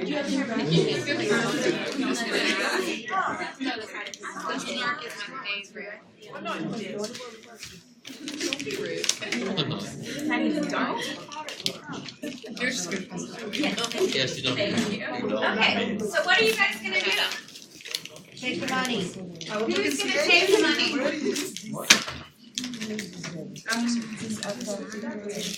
Who is gonna not take the money? And everyone else is just going to. I mean, I would look and see if we could find $100,000 somewhere else first. I mean, that's, I wouldn't just be like, yeah, let's do it. I would never think about it. Where does this money come from? Because remember, this is a poor community. Yeah. So we've got to think about even our capacity as a health department. We may not have the time to write a bunch of grants to get money begets money, guys. I mean, even from a smaller university doing research compared to Hopkins, like if I've had a letterhead with Hopkins, people would just all of a sudden get money begets money. So it's hard in these poor communities to get money. So not saying that that means you have to take any money that's thrown at you, right? Carl, you were like, yeah, scratching your head. But so why are people saying take the money? Take the moneyers. Because dental is very, very important, and a lot of people do not have dental insurance. It might be different if this was like a medical issue instead of a dental issue, but it's just they don't have dental insurance. So especially in these poor communities, these people probably haven't been to a dentist in years. And if they do have like tooth problems that need to be extracted, they're definitely not going to do that. So if this can provide like dental extractions and stuff too, and it can make a huge impact on the health of the community. So I think that the benefits would definitely outweigh the harms in this situation. So dental project brought to you by Mountain Dew. How do you guys feel? I feel like it's just counterintuitive. I don't like it. Yeah, that's a problem I was saying. Like, if I received a packet that was like, look at it like, yeah, like brush your teeth. Like it's like But it's very, very small. Still there. Yeah. Okay, who's sponsored? Maybe not average Joe, but other people in the community. Well, of course. And they'll call the legislators. Yeah, so the harm versus the benefit, that's, Tanya was saying, harm versus benefit, Summer's weighing the benefit over the harm, Caroline and Carl are saying harm is greater. I didn't hear what the harm was. There's Mountain We Dew. weren't, I wasn't But even that's saying gonna- it's harm, But it's it's like, not like they're I'm saying, saying in my mind. hey, with this $100,000, let's also give you like 100,000 cases of soda. It's just money. It's small print on the back of a program. It starts How many to- people even like read programs? You know? Yeah. So, And when you partner with someone like that, like when you like get into business with someone like that, you also have to, like in my opinion, you gotta really like consider who you're partnering with and like what kind of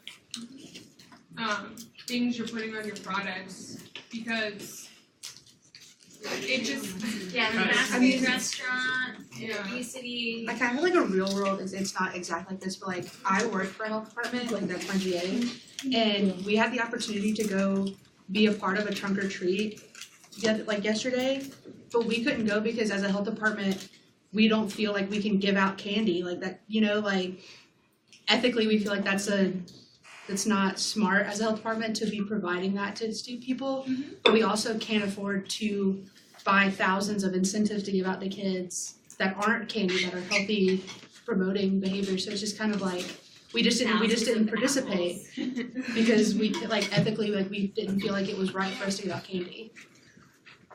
These are decisions, but man, think of all those kids and their parents that you could have talked to. Yeah. And those are there's nothing legally wrong with any of this, right? Right. It's this ethical framework, that's where we live in public health, is in this nice, uncomfortable gray space. You see a lot more examples in international work with public and private partnerships that have been really awesome. Lever, I don't know, the soap company, I don't know the full name. They've done a lot of really cool campaigns, health communication campaigns around washing hands. But hey, if people wash their hands, what do they wash their hands with? Soap. And they sell soap in those markets. So there's a give and take. But they can make really sharp looking commercials. One of the ones that I think of is where they show like a kid doing something or a mom touching like raw meat, and then like they have like pink color on their hands and then they're touching different things. So you're like, ooh, then you wash your hands and all the pink's gone and you're just touching things and it's not. That campaign was really important for that community. They did a project around it and showed that increased hand washing. But guess who also made money off of that? Soap companies. I think if in my community obesity prevalence is very high and dental issue, then I won't take the money. Yeah, so if you see that your community not only has dental caries, but is also has a high childhood obesity rate. Okay. So did we come to consensus? No. No. All right, that's a perfect time to do our last activity for the day, and hopefully we can get through it. So, I don't have any medical doctors. Oh, yes, I do. You guys, this case I made a couple years ago, I haven't updated the statistics. Just go with it. Okay. So we are doing the first page. Don't feel like you have to read through everything really closely, but this is a MERS-CoV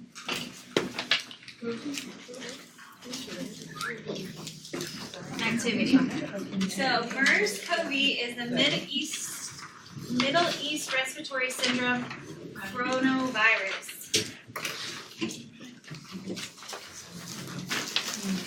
You may have too many or too few. Here's two.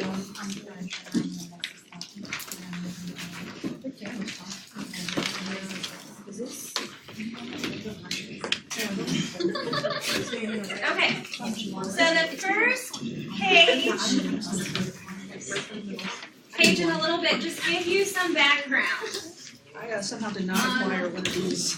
Huh? I did not get one of these. Your neighbors. I don't know how that happened, because we have like extras and they just got kind of like. Here, give it back. Here we go. Anyone else need one? Other than Delaney? Okay, let's read through. You gotta print it too. Read through the background information and then scenario 1. And what we'll do is, in the interest of time, we'll start answering the questions together, but you all have to participate, or I'll start calling on names. You've got my name list.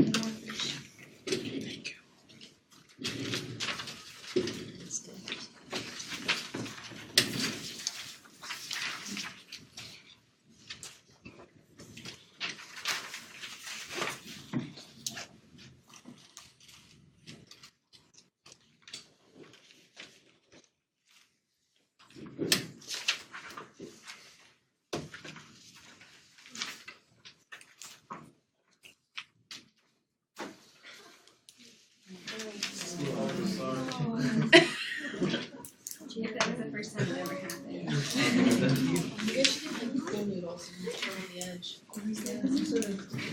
sure I'm not the first person.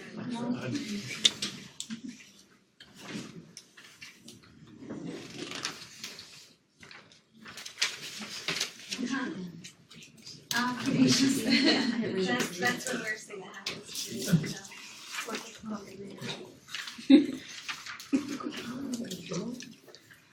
Okay, so this fall, I'm gonna pick on faculty. Dr. Quinn, since she does all that global health stuff, she took 15 students and faculty on a service learning trip to Israel.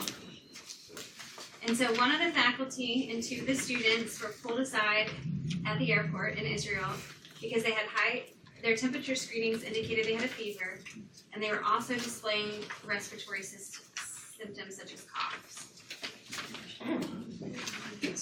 So what do you guys think should be done with the potentially infectious and contagious faculty and students? They should be quarantined for the incubation period. So what is the testing time frame? A few days. But it's low sensitivity. Low sensitivity. What does that mean? Bad. That is challenge. So, who says they should be quarantined? Raise your hand. Okay. So, most people think they should be quarantined, and in that process, they should be getting tested as well. I think, correct.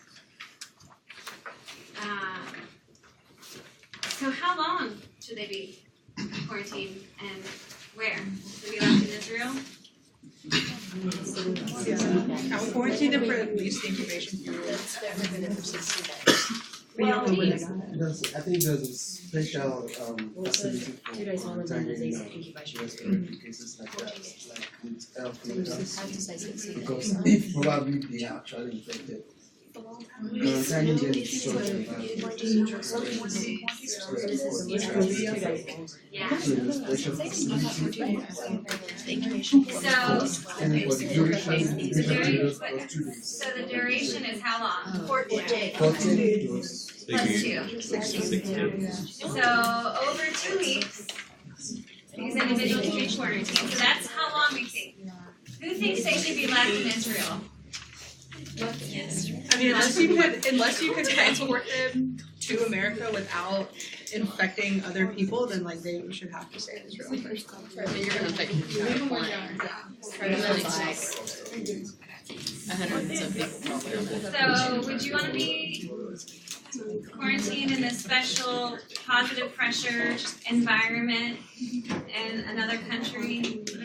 I mean, 16 days in a special environment versus a MERS-CoV outbreak seems Also, just kind you of. had to be aware of these risks before you went. Yeah. They had to be aware that this could possibly happen before they went. Right, I mean, that would be a risk that, There's lots of risks. I mean, in life. that she would probably tell them before they left for the trip, right? Probably, I mean. She should. Dr. Quinn, I feel like she would. Dr. Quinn should not tell them about the risk. I'm sure she would. But, so if it was my kid, and they're gonna miss Christmas, let's just say, they're gonna be over there, all alone.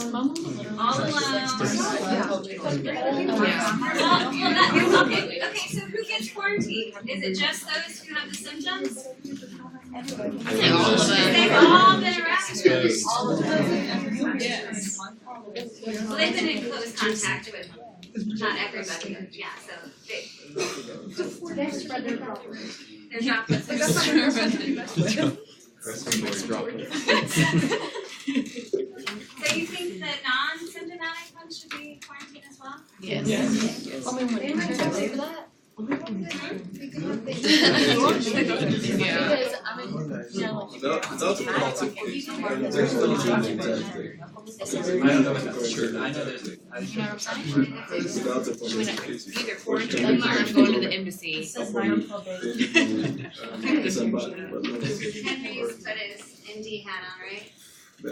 Barely. He slightly put his cap on. And he's saying, without a positive case, Yeah. the justification may not be there Yes. to quarantine. You guys are really mean. I just know how bad MERS-CoV can get, and I don't want to risk that in the US. I don't really want to risk that anywhere, but like. But you guys have a very, I guess it means that you have a very broad view of creating a safe zone around these faculty, right? So, who is of the same thought process of Henry that we should not quarantine them but monitor them? Monitor them in the United States, so they're coming back here. So they're flying on those planes with They're coming back with you here. No symptoms can be the worst. Yeah. Yeah. Typhoid Mary, I mean, hey, we saw how that goes. She's coming home, right? Because like you would have to contact. Yeah, so what's the difference between isolation and quarantine? Is there? There is. What is it? Yeah. You were also a microbiologist, you know that as well. So isolation is isolating individuals with known or suspected diseases in airborne isolation rooms, respirators, and an isolation gown, gloves, carrying with them. So think of, outbreak, people in isolation. Quarantine is like you're at your house and don't leave it. Okay, so those are the differences. So either way, they're coming back here. No, I'm saying like isolation is like in the positive pressure room. Anyone that comes in contact with you is in PPE. Isolation is more extreme than quarantine. Quarantine would be like the individuals who, when they came back from West Africa after helping with Ebola, and they were told you have to stay put, let us know where you're at, don't go around other people for 21 days, whatever it was. Quarantine's more like a form of monitoring. And isolation is like outbreak, yeah, like you're like in. So what do you guys think? Isolation versus quarantine for these people? If it's a confirmed case, I would isolate them. Well, it's not confirmed yet. Is it, how long does it take to confirm? A couple days? Few days. Few days. As long as it's locked a little bit. And the incubation time is 1 to 12 days. But just like any good infectious disease, you don't get symptoms until day 9 to 12. Because that's what infections do. They like to.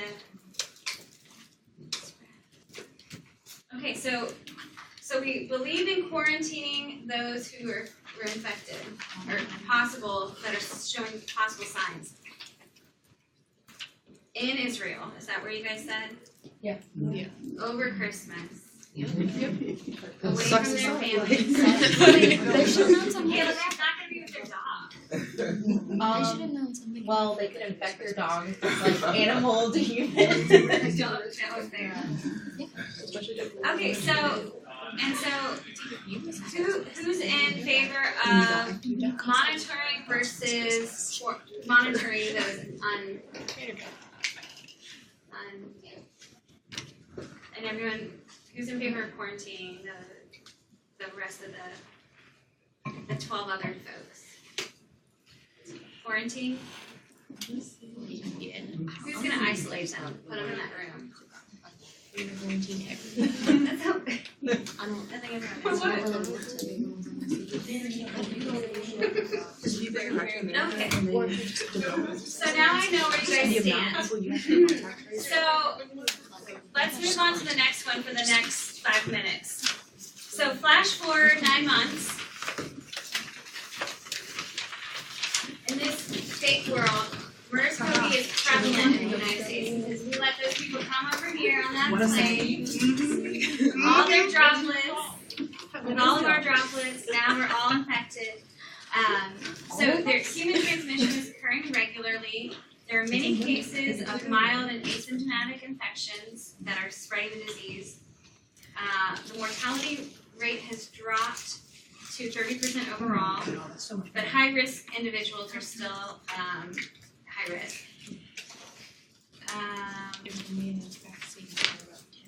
There's no effective treatment. However, a new vaccine has been produced. The first batch is available in the next few weeks, but there's only enough for 10% of the U.S. population. Healthcare professionals are threatening to stop working. Them and their family members are not prioritized to receive vaccines first. So on the last page, we have kind of a list of how we often think about prioritizing people. So how should the limited vaccines be allocated? What do you guys think? All healthcare workers, not necessarily families. Technically, you're First responders? I think like in like the incident command training, you're supposed to do healthcare workers and families first and then go from there. Because they're gonna be the ones that are interacting with the people and then they bring that home to their families. What did they do in the SARS outbreak? Probably you don't remember, most of you, but they just kept them. Not isolate them, Yeah, they they- quarantine your healthcare workers so they can't spread it to their families, so you don't have to vaccinate them. Yeah, they stayed in the facilities, but it was a badge of honor. Like these people got recognized in their nation for being heroes, for taking care of these people, and they got monetary incentives and things like that. But yeah, that was a big thing with SARS when it happened in China. I mean, it's a real thing because if your healthcare workers don't come to work, what do you do? They can die. Okay, so we have our healthcare workers and their families. Then who next? Do we still have enough left to go to some other group? I would do, if we have enough, I would do high risk population. Vulnerable populations? Yeah. Can you give a vaccine to a immunocompromised person? Isn't that the point of herd immunity? There's other vulnerable people, so maybe not immunocompromised, but what are other vulnerable people? That doesn't. Young children, elderly person, pregnant women. Because pregnant women, so being pregnant does compromise your immunity. Yeah. But that does not keep you from getting the flu shot, because you better get the flu shot as a pregnant. So Does it let's just- cross the placental barrier. Does it just depend on the type of vaccine it is? It depends on the type of vaccine, yeah. So I don't know much about this vaccine on MERS-CoV. It's very new. We gotta think about what we do with our money now. We don't have time. So what are the benefits? So let's think about that. What are the benefits of giving it to vulnerable populations versus other individuals based on occupation? Because what, are there certain people that we need to not die? I guess the mayor. The mayor? We can, anarchy, we can figure it out. Teachers. Long haul truckers. How are we gonna get stuff across the country? How are you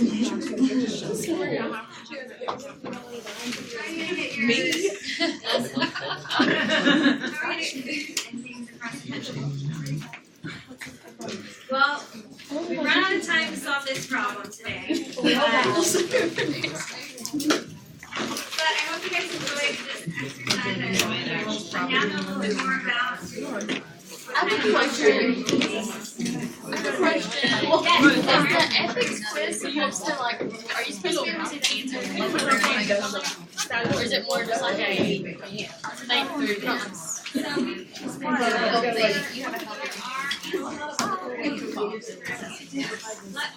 that's what I'm gonna look to see. It should be able to show you. No, I can't see one. I don't know. I linked all of the 4 credit quizzes so that I can tell you. Okay. Yes. Are you looking for a certain link for or this The question was about homework 3 link. No, there's not one, but You can answer one question once. homework 3 is very, very similar to parts of project 2. So if you follow, there are page guidelines. Because my hope is that all of these work just a little independently so that you can get feedback and get some different ideas. Please don't all do it together and turn into your same thing. But use that as a guideline. I'm not taking points off. Okay. And then you assign it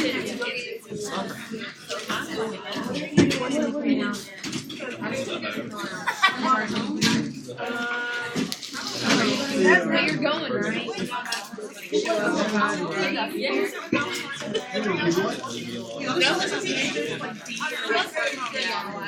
That's what I want to have.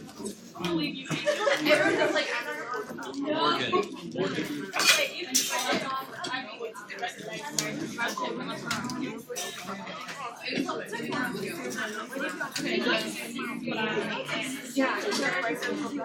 Corey, do not leave me.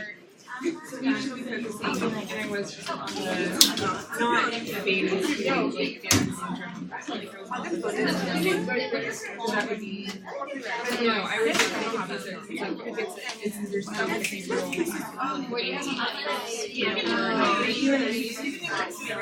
really I think it's good. Send it to Dr.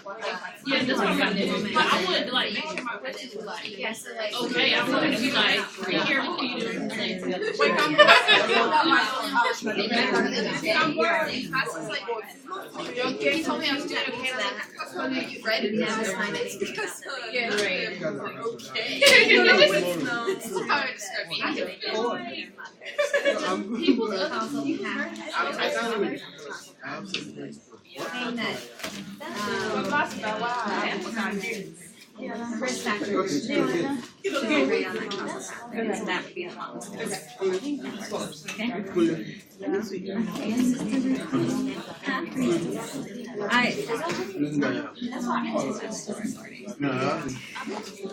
I shouldn't be.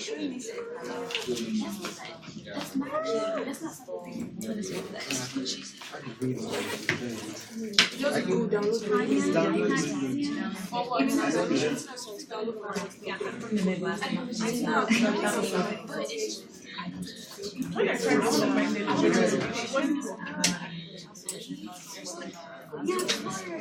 Tanya. I was trying to, but I did it.